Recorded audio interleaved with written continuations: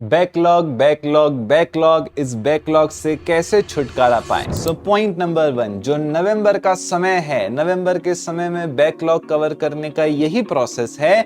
इस महीने आपको जो भी आप यूजुअली करते थे, अगर हम एक स्टूडेंट के 24 आवर्स की बात करें, वो 1 घंटा फिजिक्स लेक्चर देखेगा, 1 घंटा केमिस्ट्री, 1 घंटा मैथमेटिक्स, 2 घंटा सेल्फ स्टडी करेगा, 1 घंटा ऑफलाइन कोचिंग होके आया तो होके आएगा, 3 घंटा कॉलेज में जाएगा।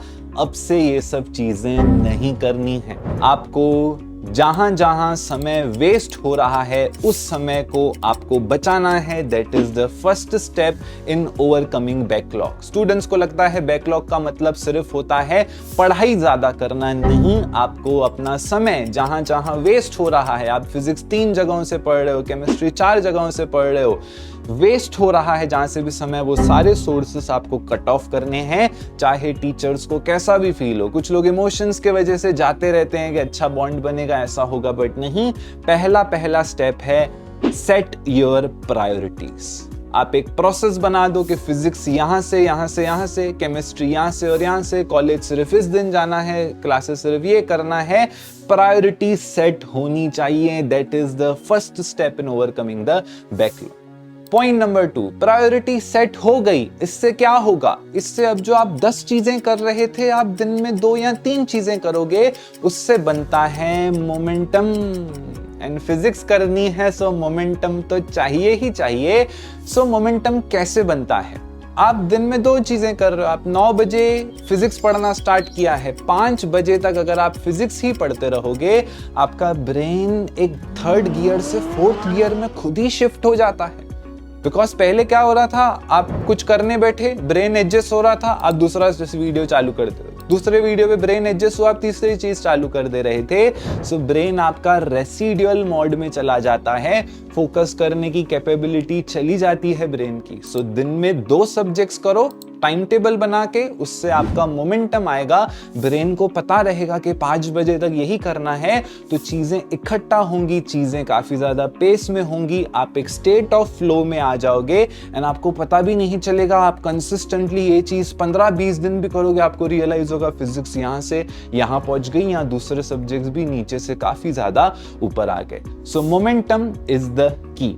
3rd step, perfection. सर मेरा रोटेशनल डायनामिक्स यहां से किया, फिर वहां से किया, फिर आपके बैच में वहां से किया, फिर वो पीडीएफ किया, उसके बाद इधर से यहां से किया, अभी ये बुक का पीवाईक्यू कर रहा हूं। एक ही चीजें लोग 6 सोर्सेस से करते हैं। शायद उनको ये लगता है कि 8 या 9 चैप्टर ही हैं। एक बार रिमाइंड करा रहा हूं, एमएचटी सीईटी में 24 चैप्टर्स हैं। आप जो भी चीज एक चैप्टर के लिए कर रहे हो, आपको वो 24 चैप्टर्स के लिए करनी है। याद रखना, परफेक्शन इज अ सिन। आपको परफेक्शन नहीं मिलेगा।